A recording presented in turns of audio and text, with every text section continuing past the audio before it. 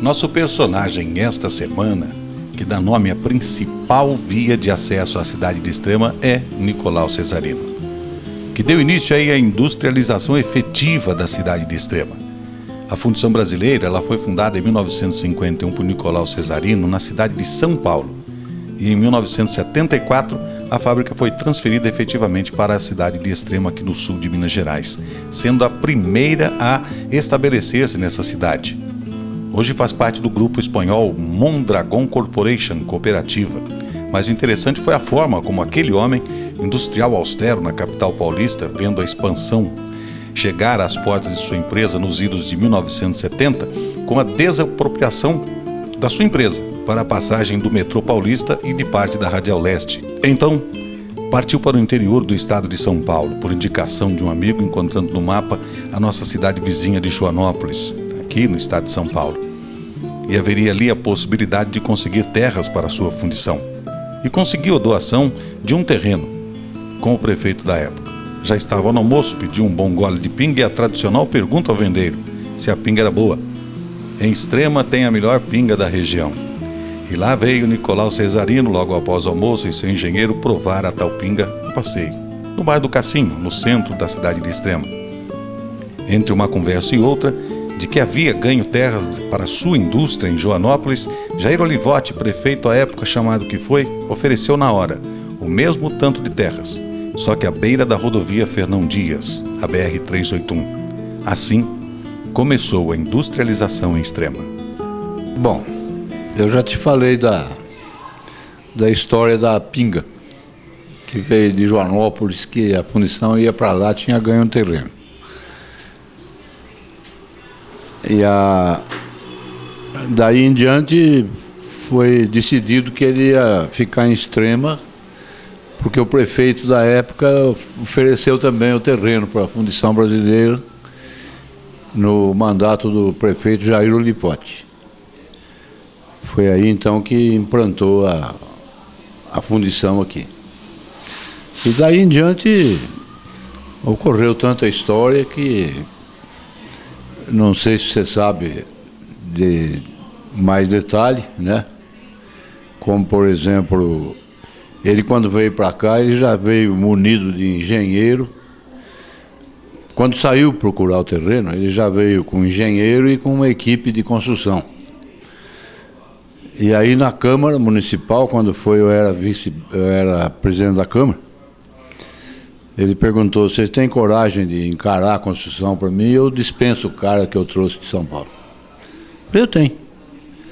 E dispenso o pessoal da construção também. Foi aí que nós arrumamos uma equipe para construir a fundição, tudo sem empresa, sem nada. Pessoal que trabalhava como autônomo. E ele dispensou o pessoal para dar valor aqui para o pessoal da cidade, entendeu? Fundição Brasileira, inaugurada em 1974, Nicolau Cesarino aos poucos teria forte influência na cidade, tanto que ajudou parte de seus funcionários na construção de suas casas, no tratamento de doenças, principalmente o alcoolismo.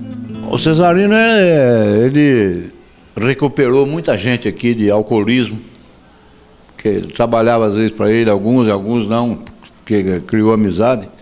Ele, por conta dele, mandava internar em sanatório aí de alcoolista. E por conta dele, entendeu? Ajudou muita gente a fazer casa.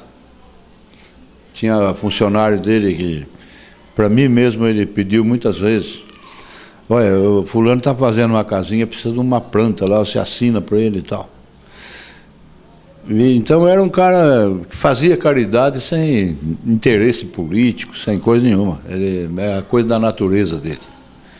Muito boa pessoa. Nicolau Cesarino teve 4 filhos, 2 meninos e 2 meninas. Tinha uma relação boa com eles, todos formados, que mais tarde vieram a formar a diretoria da maior empresa em fundição na região Bragantina. Bom, falar do Nicolau Cesarino, meu pai, é fácil.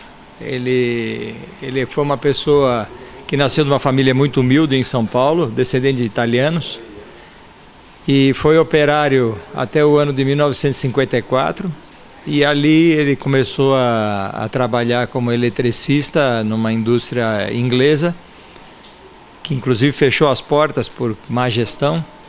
E ele aprendeu muita coisa nessa empresa e ele, como toda a sobra de salário, ele comprava ações dessa própria empresa. E no momento do fechamento, ele entrou no processo de falência e conseguiu sair com algumas máquinas em troca das ações que ele tinha. E com isso começou o trabalho dele como empresário. Ele era um homem lutador, muito inteligente, acima do seu tempo. Então eu acho o seguinte: Extrema veio na nossa vida como uma bênção. Outro detalhe importante do Cesarino é que ele sempre preocupou muito com a cidade de Extrema. Ele interferia às vezes com político, criticava, ajudava, entendeu? Era um verdadeiro extremense, coisa que muita gente, inclusive algum político da época e tal, não tinha tanta preocupação com o progresso da cidade, com as coisas andar direito na cidade como ele. Impressionante isso aí. Por isso que eu acho válido ele ser homenageado aqui com o nome de uma avenida principal de Extrema hoje, né? E assim tivesse outros. Ele era tão bacana que ele trouxe um concorrente dele para Extrema, que é a FUN. Foi ele quem trouxe, indicou para a FUN vir para Extrema e veio ajudar aqui com o prefeito de Extrema para arrumar terreno para a FUN.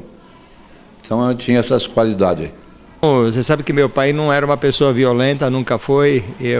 Para falar a verdade, vou contar aqui o único tapa que eu levei na minha vida como criança do seu Cesarino. Eu estava com ele recebendo umas visitas na fábrica antiga dele lá em São Paulo. E eu, molecão, cada máquina que eu passava, eu via lá o botão liga, eu ligava. E aí na primeira ele falou assim: moleque, não mexe aí. Eu fiquei na minha e tal, mas na segunda eu não aguentei e liguei uma máquina muito perigosa, que saiu fazendo um barulhão na máquina. Aí eu tomei um tapão. Aquele tapão valeu por todas as broncas que eu levei da minha mãe e da minha vida, porque ele era um homem poderoso realmente. Ele tinha um poder de dizer o seguinte: agora chegou, acabou para você. E isso marcou muito.